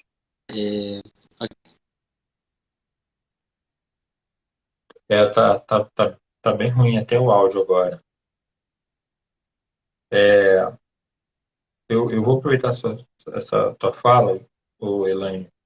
Uhum, Eu acho que o grande desafio não só do PT, mas da esquerda como um todo, né, de uma ideologia progressista, é encontrar um nome com a força não basta um nome com a força que o Lula tem, mas um nome com uma força tão grande quanto, porque esse nome não existe hoje. É nítido que esse nome não existe hoje. Reciclar a Dilma, eu acho um tiro no pé muito grande. E esse nome, de fato, não existe hoje. Ele teria que ser construído. E construir um nome político para a presidência em 4 anos não é tarefa fácil. Não é tarefa fácil. Então, essa sucessão, até porque é bom a gente lembrar, né? O Lula já tem 77 anos, né? Então, assim, ele já vai ser muito mais do que o senhor de idade daqui a 4 anos, né? Ele já vai estar com mais de 80, né? Vai estar com 81. Então, assim, nada, ele pode continuar sendo presidente, ele pode se reeleger e tá muito bem para ser presidente. Mas, né, quem é esse sucessor ou eco-sucessora, né? Não sei, teria que se construir. Eu gosto, tem alguns nomes que eu gosto, mas enfim, eu acho que não é o tema aqui. Eu diria que para o futuro, assim, né, que você mencionou, até dos países lá fora, né, você mencionou o cenário internacional, vou falar um pouquinho disso. A gente teve 2 dias úteis depois da vitória do Lula, né? Ontem e anteontem, segunda e terça. Só nesses 2 dias úteis já aconteceram algumas coisas de relações internacionais muito importantes. Então, o real já valorizou pra caramba, ou seja, teve uma valorização do real absurda. Hoje, pela cotação que eu vi, estava 5,16, é um patamar que não chegava há muito tempo. A bolsa já subiu muito, também já vinha caindo, subiu muito. O Fundo Soberano da Noruega, que cortou os investimentos lá atrás, quando o Bolsonaro deu aquele chilique lá contra o Acordo de Paris e contra as questões do meio ambiente, ficou falando tudo, acho que em 2019 ou 20 ainda, já voltou a investir dinheiro. Então, o fundo da Noruega já voltou a investir dinheiro no Brasil. A Alemanha também já se pronunciou, A falou que Alemanha, também, que também vai voltar a investir. E o Biden falou que pretende, né, conversar, colocar equipes para conversarem sobre a pois situação é. também. Então, eu acho que assim, tem um cenário internacional favorável, justamente por esses apoios, né? Enfim, e hoje a gente tem uma América Latina majoritariamente de esquerda e majoritariamente que conversa muito entre si, né? A gente tem o Petro, a gente tem o Boric no Chile, a gente tem o Obrador no México, o Alberto Fernandes na Argentina. Então a gente tem alguns nomes aí para conversar e para voltar a costurar aquele acordo Mercosul-União Europeia, que é mais um investimento pesado que pode aliviar bastante a questão econômica do Brasil, que é o, como você falou, é o calcanhar de Aquiles, né? Então, É verdade. conseguiu voltar aí, Luiz? Estão me ouvindo agora? Sim, Maravilha. Não, eu ia comentar mais essa questão do cenário internacional mesmo, que eu acho que esse obscurantismo que a gente ficou nos últimos anos talvez seja essencial para o Lula recuperar esse prestígio e no ano que vem para o Brasil, mas acho que também vira um desafio muito grande, uma vez que foram muitas as questões, né, ao mesmo tempo tratadas assim. Eu acho que assim como o Trump, claro que numa devida proporção, né, o Bolsonaro conseguiu, vamos dizer assim, destruir um pouco a imagem brasileira em coisas que até o momento eram as nossas principais matérias-primas, né? A questão do meio ambiente como um todo, a primeira, e aí depois naquela reunião ministerial a gente tem a certeza quando o Ricardo Salles diz sobre passar a boiada, a gente tem também a questão do próprio acordo que eu ia citar, né, do Mercosul-União Europeia, relações com a França, por exemplo. E aí, assim, já fazendo alguns adendos, né, eu acho que o Brasil tem essa questão, né, e antes de eu ter caído, eu lembro que vocês comentavam sobre o cenário internacional, e a gente percebe muito isso, que a resposta nesses países que já sofreram com fascismo, com nazismo, praticamente já veio, né? Que eu acho que é a eleição do Macron. Eu acho que a reeleição do Macron mostra como que a Le Pen, né, e a extrema-direita como um todo acabaram não passando da porta. E acho que a Meloni, na Itália, aí é um outro exemplo. A gente vê ali um grupo muito de idosos conservadores que tem um voto majoritário na Itália. O Reino Unido hoje vive uma estabilidade, mas até que vem se mantendo. E aí a Alemanha também tem o Olaf Scholz, que não tem um terço do prestígio da Merkel, mas está tentando fazer o seu papel. E também tem uma estabilidade muito grande ali, que é a questão dos gasodutos, né? A questão com a Rússia, que é muito pesada, que foi até um tema que a gente nem conseguiu trazer muito aqui do cenário internacional, que é uma grande questão que acho que também pesou muito no governo do Bolsonaro, daquelas relações explícitas, né, com a Rússia, o não posicionamento do Brasil tendo que ter uma disputa entre os diplomatas e a própria equipe dele ali para se ir ou não. E eu acho que tem questões muito mais básicas que mostraram a vergonha que a gente conseguiu passar em reduto internacional, que é a questão, por exemplo, de você ter um presidente não vacinado que tem que comer uma pizza na rua, né, isso dando exemplos mais bobos, porque simplesmente não tomou vacina. Aí a imagem que ele vende nossa para o país, né? E acho que eu volto na pandemia como um grande fator pelo qual ele não se reelegeu, que é a questão do como que ele encarou isso, né? Não analisando politicamente, mas friamente o como que isso impactou na campanha dele, porque uma vez que ele vendeu essa narrativa, ele ficou sozinho, porque o Trump não se reelegeu e foi com a cloroquina só até um determinado momento, depois ele viu o aumento exponencial nos Estados Unidos e desistiu dessa maluquice, né?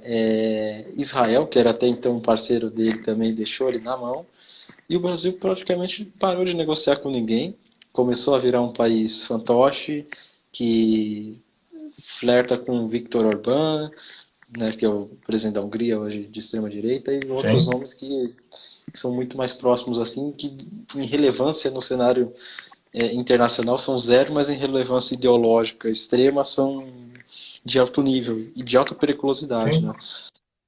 E na América Latina, como um todo, eu acho que o Mercosul ficou jogado às traças, e vai ser o grande desafio, para que primeiro ele possa arrumar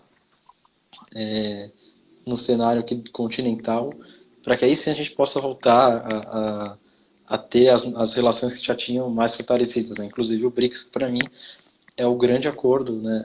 A grande cooperação internacional, melhor dizendo, que o Brasil tem hoje com Rússia, Índia, China e a África do Sul, né? Especificamente a Índia, a China, que vive um momento totalmente diferente de quando o Lula assumiu, né? Hoje ela não é mais um país emergente, hoje ela simplesmente é a dona do cenário internacional como um todo. E como que a gente vai se portar? Eu acredito que realmente as relações vão ser muito melhores, mas fica alguns traumas, né? Eu lembro da questão da briga da senadora Cátia Abreu com o Ernesto Araújo sobre o 5G, por exemplo. E são coisas que levam um certo tempo para a gente desaparelhar, vamos dizer assim. Inclusive a questão do Ministério da Educação teve um esquema muito fraudulento que vai ficar para ser Sim. investigado, né? Foi colocado no sigilo também.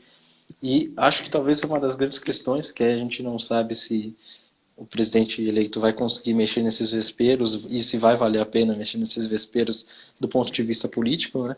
Que é a questão dos sigilos, né? O sigilo da vacina, o sigilo do MEC, o sigilo inclusive dos cultos, né? Até os cultos também teve a questão das fake news também Sim. está em sigilo e a questão dos Das cultos visitas também. exatamente, Bernardo, e a questão dos cultos também que eram realizados por lá, né? Que foram também colocados em sigilo e a vacina, né? E aí a gente fica com essas perguntas, né? O quanto de prejuízo ele conseguiu deixar lá e quanto que a gente ainda nem conseguiu calcular, né? Para que seja avaliado. E aí a ideia dessa, ao meu ver, dessa bomba relógio econômica que pode explodir no ano que vem. Eu acho que, vou pegar pelo final, a questão dos sigilos, eu acho que até o Lula, assim, alguma coisa ele vai ter que fazer, alguma coisa ele vai ter que botar para abrir, né? Algum desses sigilos ele vai abrir. Isso aí Eu é quase acredito que, ficou quase que como uma o sigilo promessa de maior, campanha dele. isso, eu ia falar É, justamente, que é um foco dele, né, o sigilo dos 100 anos, né, sobre a família Bolsonaro, acho que ele vai focar ali, porque pode ter um vespeiro, mas uma bomba que pode ser minimamente controlada se explodir. sim. Então, acredito que vai ir por esse caminho. Mas eu também concordo com o Luiz que dependendo do que eles, né? Que aí não é só o Lula, a campanha, né? Enfim,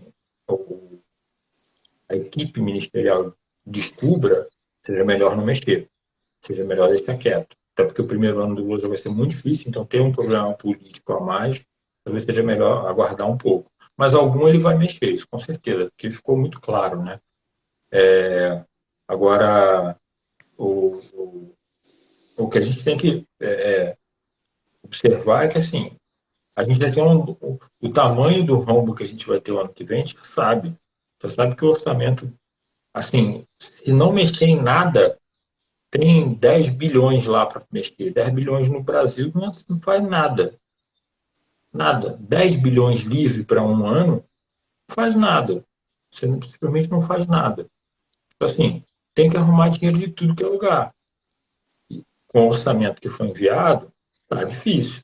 Então, vai ter que ter uma negociação muito forte, até porque o próprio Auxílio Brasil, né, de R$ 600 para ser mantido por tempo indeterminado, ou pelo menos por mais um ano, até o final do ano que vem, não tem dinheiro em caixa para isso.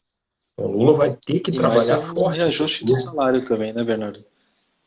então, o reajuste, né, ainda tem isso. O reajuste acima da inflação também é um problema. Assim, como fazer isso? Claro que os investimentos externos diretos são a maior saída para isso, a mais rápida, que é o dinheiro que entra na hora, entra em dólar, então é um dinheiro rápido que entra no orçamento, está no caixa da União, então você consegue compensar isso.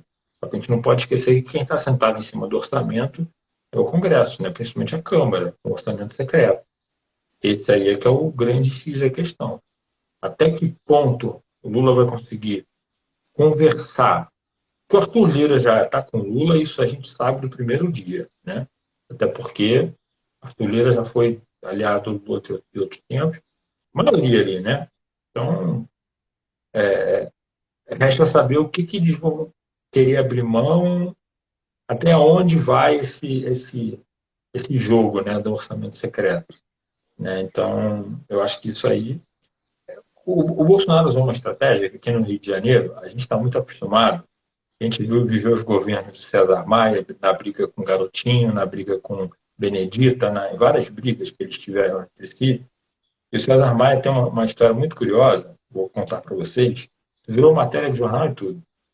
O César Maia tinha um secretário específico, ele não tinha um cargo, né? Ele era um jurista específico de legislação e que tinha uma equipe que buscava em todas as repasses, em toda a transição de governo, armadilhas no orçamento, armadilhas de leis que o antigo deixou para ele.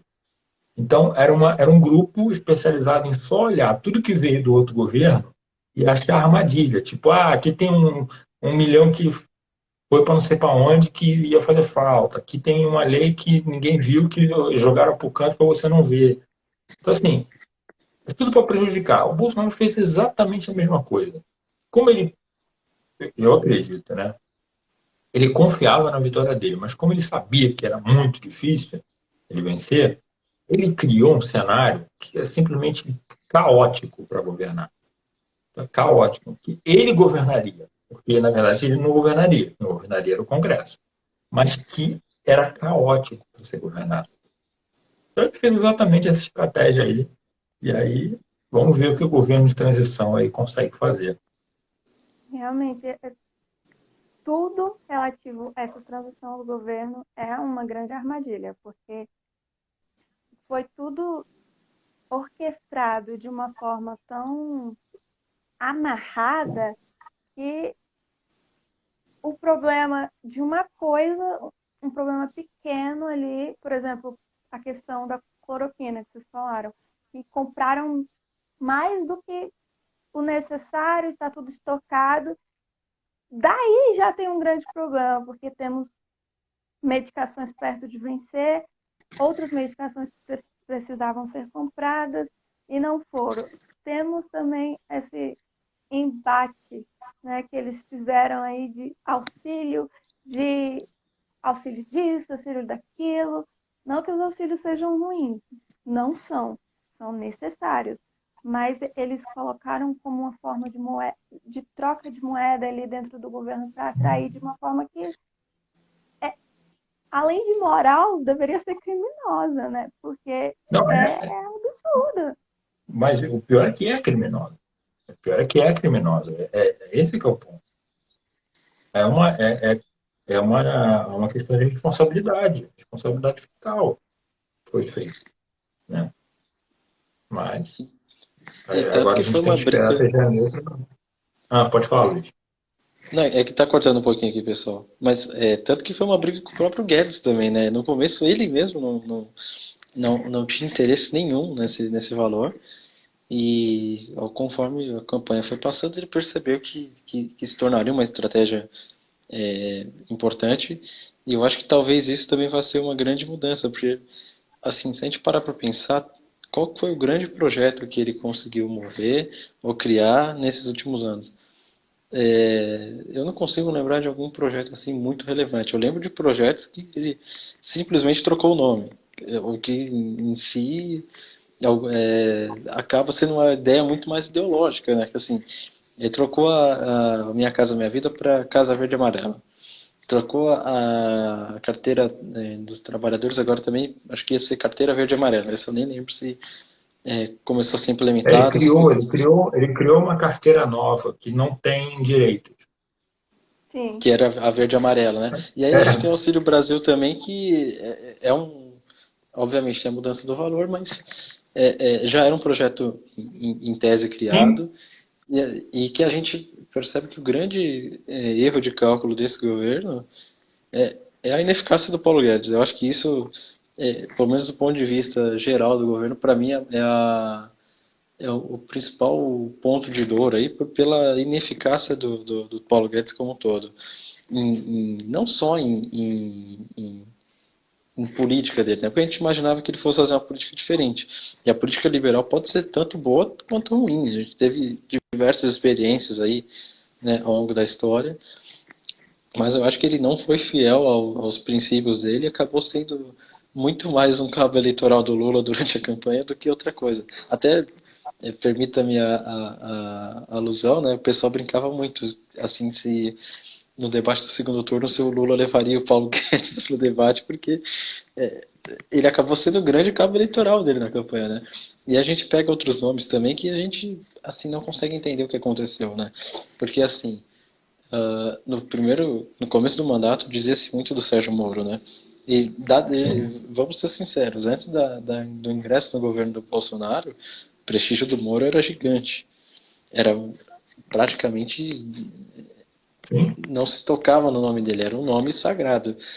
E eu acho que a maneira como ele saiu do governo, por exemplo, ele volta, né, é uma ideia que a gente fica imaginando como que os aliados dele são contraditórios, né? Porque em grande maioria, é, todos que acabaram aderindo, e aí até uma ideia que o Carlos Andreasa, que é um comentarista até carioca aí, né, o Bernardo, Uhum. ele dizia que os ministros do Bolsonaro eram como fusíveis de quando você troca os fusíveis da sua casa, né? E aí, conforme ele ia Uhum. queimando um, ele colocava outro. E assim foi. Se a gente pegar o Ministério da Saúde, o que o Ministério da Saúde virou nos últimos anos, né? A gente tem um atrás do outro ministro eleito, trocado ali, inclusive o Taishi, que tinha muito respeito no meio, na ala médica, Entendo. que simplesmente não conseguiram colocar suas ideias. E aí o ápice foi o Pazuello, que inclusive também está em sigilo, né? E a gente não sabe quais são os principais resultados, e que é um dos principais responsáveis por essa pandemia que a gente teve, pela omissão e pela balbúrdia que foi criada ali. Então, eu acho que, Uhum. além dos desafios ideológicos aí de desaparelhamento, etc., que vão ver, eu acho que a ideia de garantir confiabilidade ao eleitorado de que os quadros técnicos vão ser respeitados. E eu acho que isso talvez seja uma missão que o Lula tem que levar um pouco para o nível 2, né, em seriedade, do o porquê que a gente chegou a ter nomes como esse. Porque, por exemplo, a gente tinha o Weintraub que, de forma sabendo, né? Ele escrevia impressionante com C, sendo o Uhum. Ministério da Educação. Então, a cada semana a gente tinha ações como essa.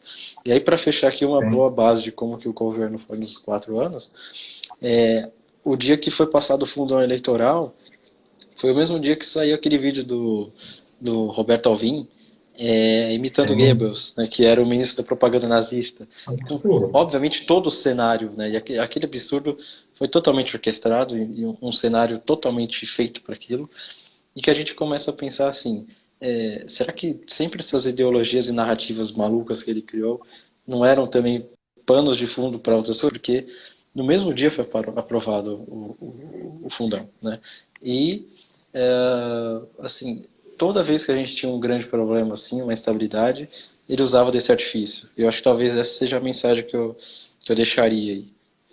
Os perigos, né? Não só do retorno, caso ele Sim. continue insistindo nessa narrativa e continue tendo força, mas o como que vai ser os próximos anos no Brasil. E a ideia é que agora a gente tem uma eleição ganha, não é de tranquilidade, e sim como vocês dois pontuaram, de muita instabilidade, de Sim. tentar jogar muita água no feijão do outro.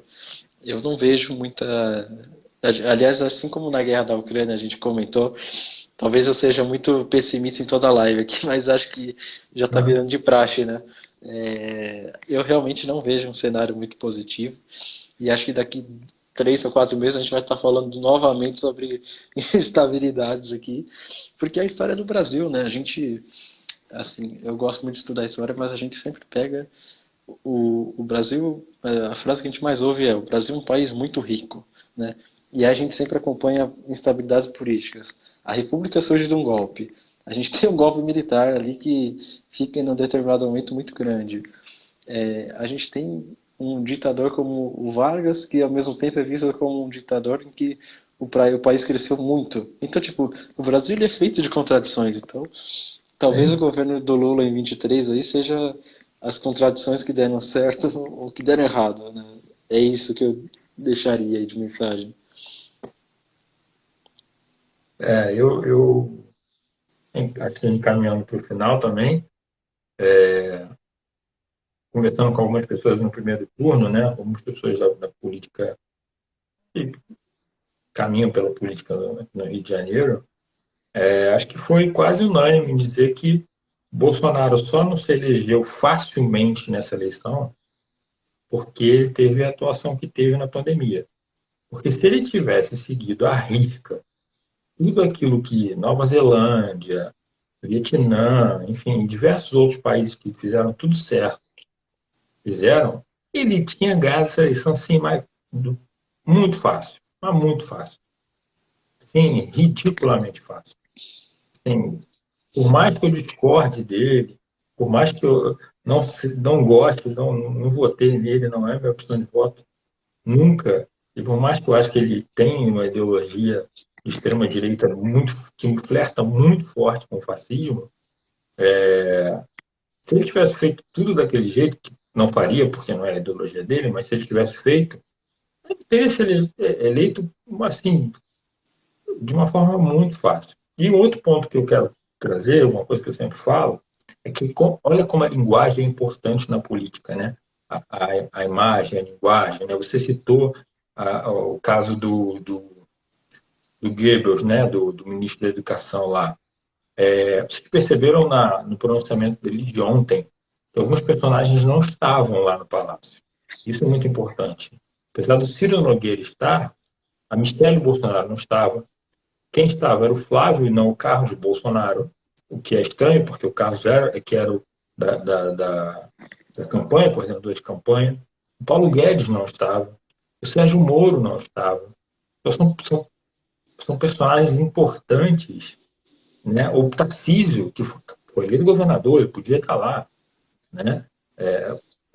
Acho que um dos ministros que, se não durou todo o tempo, eu acho que foi o que mais durou no governo, né? E é um excelente quadro, por sinal.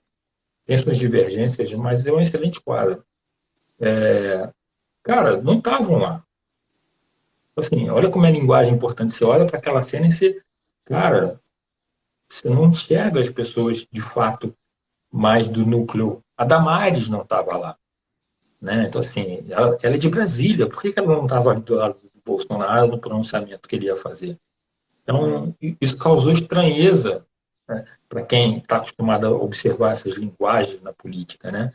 Eu acho que isso aí, para mim, mostra essa ruptura total e completa que o governo teve, já vinha tendo, né, e teve agora na reta final, de um castelo de cartas que se desmorona e permanece o Bolsonaro aí de pé. Acho que ainda pode dar algum pronunciamento aí, mas se Deus quiser, nada de mais radical vai acontecer. Espero também que não, né? Apesar de estar bem radicalizado os cenários, né, das manifestações que estão tendo. Fazendo uma pontuação breve aqui, eu gostaria de ressaltar a violência que está tendo nesses, nessas manifestações. Teve um atropelamento de manifestantes e a gente não sabe a motivação, não foi falado. Teve o, os motoqueiros que tiveram, né, uma reação bem extrema com aquele senhor que estava manifestando, querendo fechar a BR, com violência muito Sim, intensa mesmo, porque era um senhor de idade, dá para ver ali pelas imagens. Uh, Fora os problemas que teve durante a própria manifestação, com queima de vários pneus, que é relativamente normal na manifestação, mas ainda assim é violento. É, teve a forma, a linguagem que eles utilizaram, a quantidade de fake news que eles estão caindo entre eles durante a manifestação, também é um ponto assim, que a gente tem que ressaltar e lembrar que o bolsonarismo ele é uma ideologia, mas é uma ideologia que tem uma base muito forte dentro da fake news. E Total. isso é refletido cristalinamente agora durante as manifestações, porque eles mesmos estão criando as notícias e acreditando e comemorando ou então hostilizando, dependendo da notícia.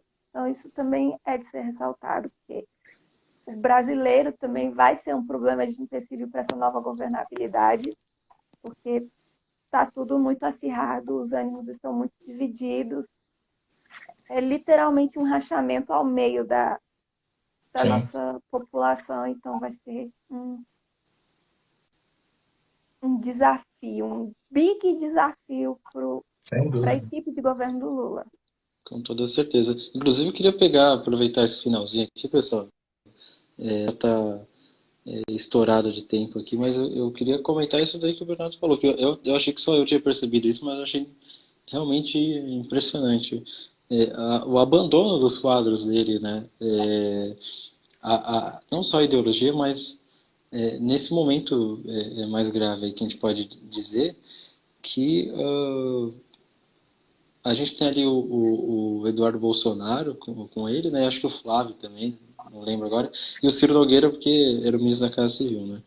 Primeiro que o pronunciamento dele é muito curto, então muito seco e direto, não toca nem na questão da eleição, e sim naquela questão da lisura, né, que eles levantam muito hoje como Uhum. trazem muito, né, para o dia a dia, e a questão dos apoiadores em geral que estão nas manifestações das fake news, inclusive de fraudes, de lugares onde eles dizem que há 200 mil votos, de 50 mil eleitores. Então, todas essas questões que estão lá no fato ou fake, né, do G1, mas que assim me chama muito a atenção a origem desse problema, vamos dizer assim, que também surge aí da Câmara dos Deputados Carioca, que é o Carlos Bolsonaro, né? Eu acho que ele traz um aparelhamento muito grande de assim, primeiro que ele cuida das redes do pai, então isso já é uma coisa muito estranha, mas segundo, o como que eles se tratam na família, como se Brasília fosse uma extensão do condomínio.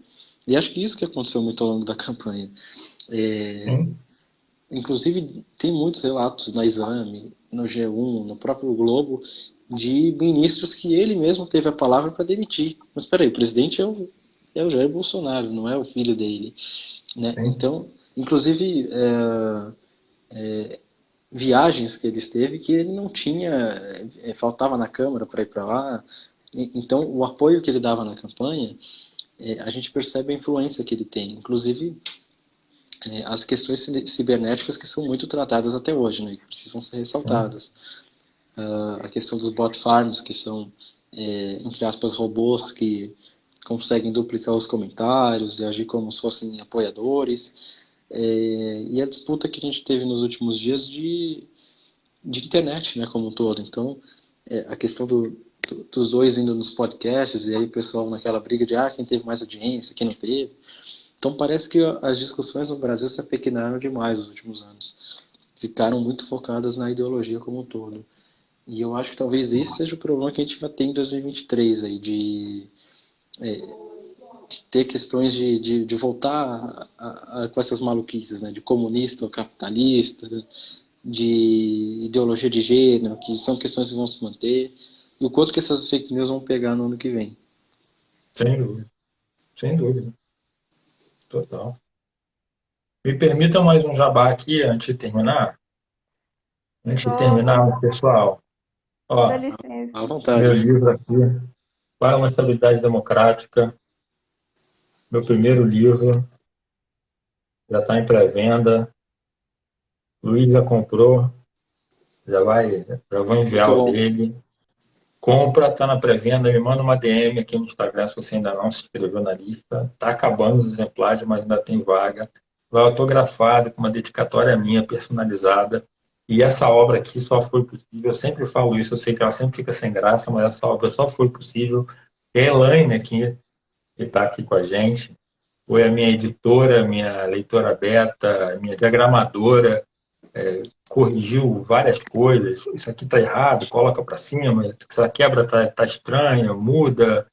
E essa obra aqui só foi possível também por causa dela e por causa do meu grande amigo Rafa, que escreveu o prefácio, e a Elaine escreve o pós-fácio. Então, se você quiser, está com um precinho ótimo na pré-venda, depois vai aumentar. Então, aproveita, me manda uma DM e é só comprar. Jabá feito. Então, Os é isso, gente. agradecimentos, né, por todo mundo que veio, que passou pela Obrigado. live, quem ainda está pela live, né? Temos aí. Eu não esperava nem que tivessem mais pessoas quanto está tendo, porque foi uma live super Em cima relâmpago. da A gente hora. anunciou e já aconteceu. Então, obrigado e curtam quando a gente publicar, né? Que vai ficar salvo. Comentem. Por favor, vão lá no perfil do Bernardo e me ajudem a mostrar para o mundo o talento que ele é. Vão lá, olhem a estabilidade democrática. Temos uma pessoa que é muito, muito didática, muito leve na hora de explicar. Para a estabilidade democrática é um livro que eu estou lendo e que eu leio e que eu li várias vezes e continuo descobrindo coisas toda vez que eu leio. Meu Deus, como eu não tinha pensado nisso, como eu não tinha pensado naquilo. Não, e o E cara é eu muito fera, hein? É muito fera. O Vão cara, lá, não percam a oportunidade. E eu, agradecer também ao Luiz, né, por ter idealizado, né, porque foi uma idealização dele essa live. Obrigada, Luiz, por sempre estar lembrando aqui da gente. E vamos lá, vamos continuar essas parcerias aí. Obrigada, obrigada, obrigada. não, maravilha. Deixa eu só fazer um adendo aqui, pessoal. Para quem está assistindo em geral, né? Para quem passou aí que vai ficar. Acho que vai ficar gravado isso aqui também, né, pessoal? Sim, Vai. Agradecer a Ilane aí primeiro, a gente, de forma randômica, eu nem lembro como a gente se conheceu, nós três aí, e a gente fez uma primeira live sobre a guerra da Ucrânia, e aí a gente ainda vai fazer muitas outras aí, pelo excesso de assuntos no Brasil que vão sempre ter, né, pessoal? Acho que bagunça que não vai faltar aqui para a gente comentar. Mas primeiro falar sobre o Bernardo, aí, uma grande referência para mim também na questão política, de insights, Twitter como um todo, eu sempre estou vendo os posts dele lá, acompanhando quais são as maluquices que o governo fez no dia, e ele tendo que comentar ali muito rápido. E também os futuros insights aí, né, que a gente aguarda para o ano que vem, porque vai ser muito complicado. E aí o livro dele acho que é uma série de reflexões sobre o Brasil como um todo, que valem a leitura, né, valem a conversa. Inclusive na pré-venda você tem até algumas vantagenzinhas ali para falar com ele, para poder ter esse prazer aí de trocar mais insights sobre o país. E a Ilane também tem um trabalho incrível aqui também com Internacionalizes. Eu também tenho a minha página que é o R na Veia, fica o convite para quem quiser conhecer. E a gente vai estar se reunindo cada vez mais aí, porque eu acho que é importante o diálogo. E acho que é o que talvez seja a única coisa que realmente, acho que talvez aqui de nós três tenha sido a palavra que definiu tudo, que é o diálogo como um todo, é o equilíbrio, né? Porque é ele que faz a política se sustentar, ele que dá força para que a gente possa, inclusive, estar tendo essa conversa aqui, né? Porque em algum momento a gente teve muitas diversas brigas aí pela democracia e a liberdade de expressão tem que sempre prevalecer. E acho que a gente está conseguindo fazer uma coisa aqui inédita aqui, que é um começo de vários outros projetos e conversas que a gente vai ter ao longo do ano. Não só desse, mas dos próximos aí que nos aguardam. De Brasil, né? Ou pode ser que o país mude de nome daqui a alguns anos, seja vendido aí. Algumas brincadeiras aqui para a gente tentar calma fechar com que um modo tem mais muita coisa otimista. ainda complexa para explicar. Não, vale tudo certo. Sigam o R na Veia no LinkedIn, eu recomendo também. Lá o Luiz coloca, Luiz e a equipe, né? Tem outras pessoas também, colocam algumas postagens muito legais. E tem uma entrevista que o Luiz fez com o deputado federal Felipe Rigoni, do Espírito Santo, que é sensacional, assim, eu recomendo porque não só pela entrevista em si, mas para ouvir também o deputado, que é alguém que eu admiro, assim, é um cara muito centrado. Inclusive, com o Bernardo no futuro já está marcada já, viu, pessoal? Também Ah, tô aguardando. confiram aí logo com o Bernardo e a Ilane também. A gente vai ter aí 2 entrevistas separadinhas aí sobre essas questões aí, política externa, direito, relações internacionais, tudo que a gente possa englobar aí na nossa discussão aqui, que pelo menos eu digo o que eu costumo dizer que é um prazer sempre falar sobre essas questões. Ah, E a gente tem que encerrar a live, senão eu não paro de falar mesmo. vamos, gente. Esse é um Obrigado a problema de todo nós mundo. três aqui. Maravilha, Obrigada, gente. pessoal. Tchau, Prazer aí. tchau. Valeu, obrigado. Tchau, tchau. Valeu.